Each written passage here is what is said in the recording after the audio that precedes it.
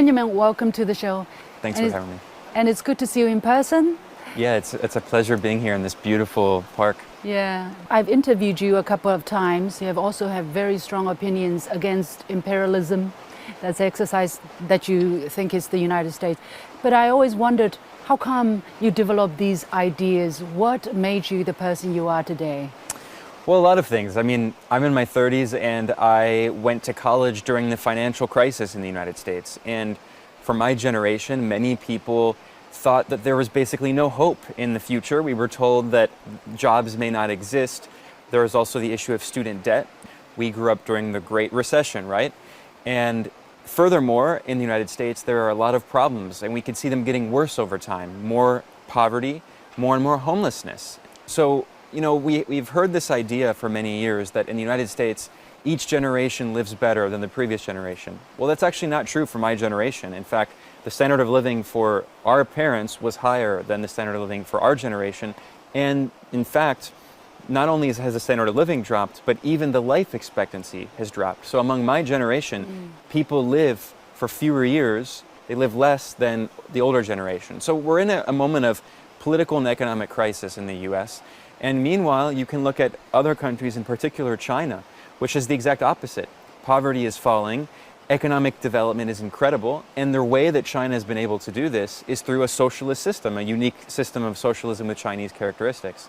What is your sense of the kind of orderliness or disorderliness that we're seeing in this world? I feel, because we do this kind of discussion all the time, I feel sometimes there is a strong sense of helplessness, that you know something is wrong, you know something has to be done in a certain way, but it's going to the opposite direction. Do you think we're entering a period of time of great disorientation? And, you know, what could be the danger if that is the case? Well, unfortunately, I do think we're entering a very turbulent time. Many of these societies in the West are becoming less and less democratic, and it's precisely a product of the deregulation of the financial sector and the incredible power of capital.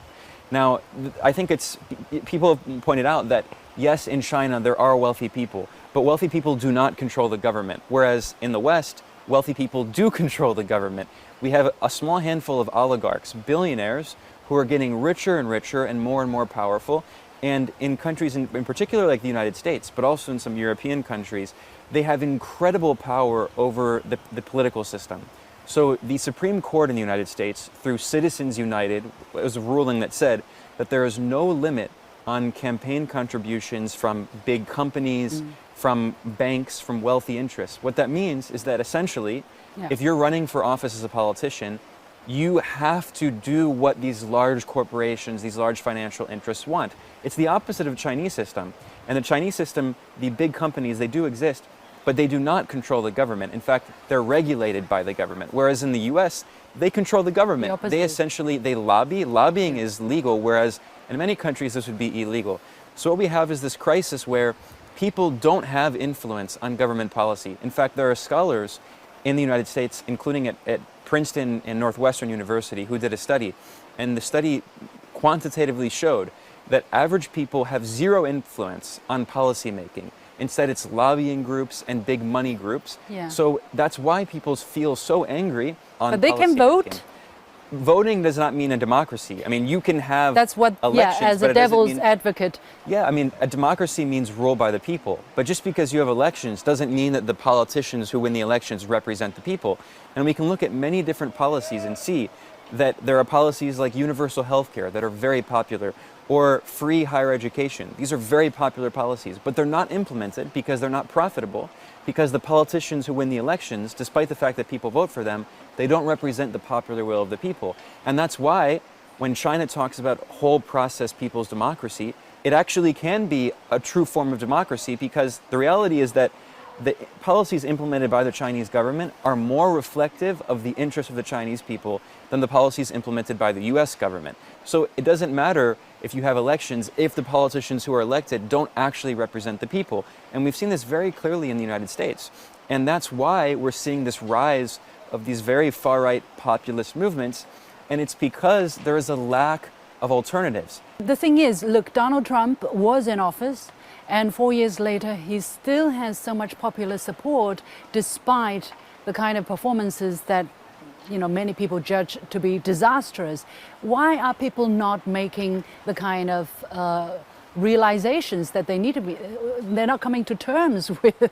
Everything that people learn about what's going on is mediated through the media, right? And the media in the US in particular is very partisan, it's very biased. You have very conservative media like Fox News, you have media that's affiliated with the Democratic Party like MSNBC. Everything is filtered through these lenses. And what we see is that life for many people is getting worse. For average working people, of course, if you're wealthy, you can live very well in the US. But for average working people, their wages have been stagnant since the 1970s. We see that you probably won't have Social Security. My generation is being told there will be no retirement funding, no pensions. Healthcare is extremely expensive. Education is prohibitively expensive. So you have all of these problems. Meanwhile, you have more racism, violence, instability. So people can see that their lives are getting worse. And yet they have two choices in the political system. You have the Democratic Party and the Republican Party. The Democrats are incapable of providing alternatives because they ostensibly say they want to provide better policies for working people, but they're also beholden to the big money interests. So they have this contradictory policy where they say they want to give us more education and healthcare, but they don't do it. And then you have Republicans, and what is their response? They scapegoat immigrants. They blame feminism. They blame China for everything.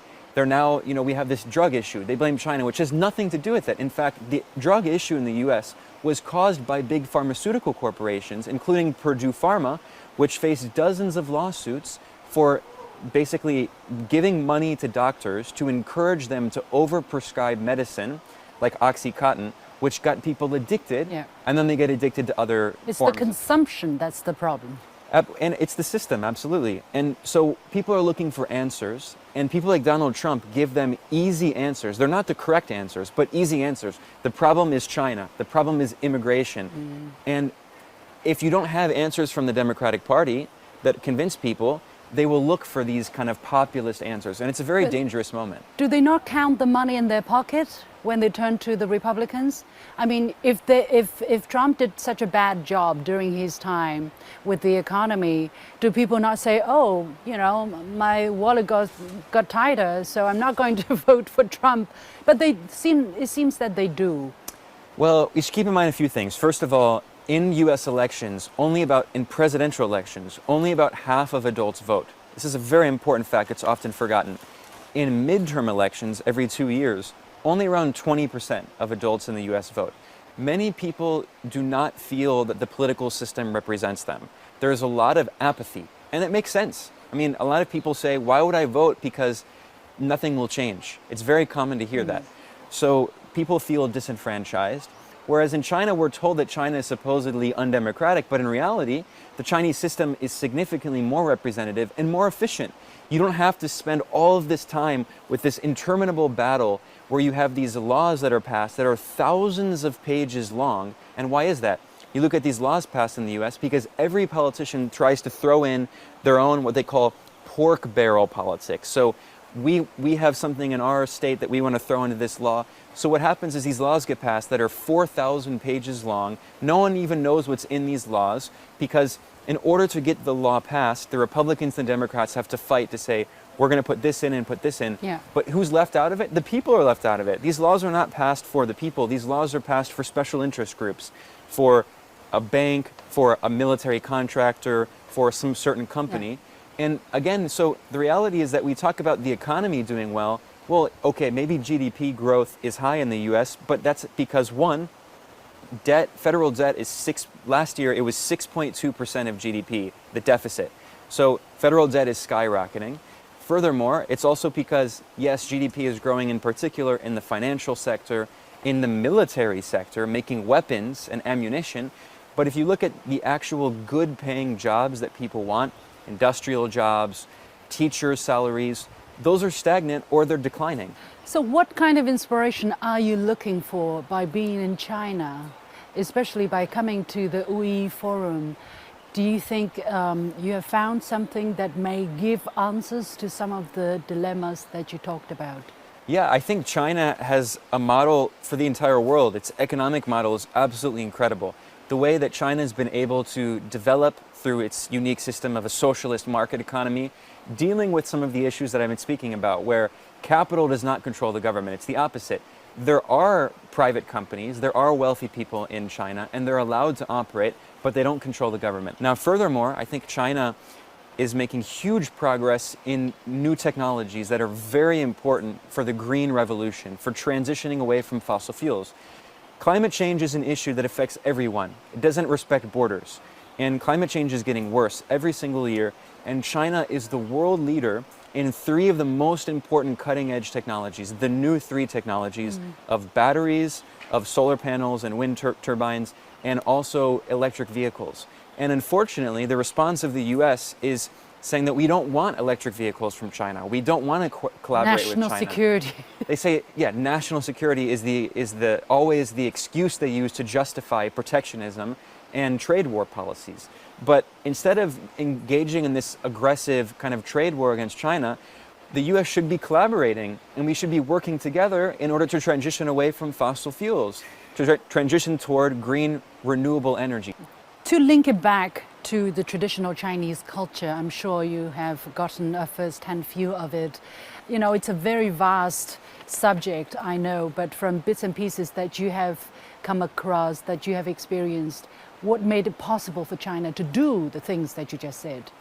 Well, China is so unique because it has 5,000 years of history. It's very different from the US, which only has a little over 200 years of history. And unfortunately, in those 200 years, the US has, for almost the entire history, been at war.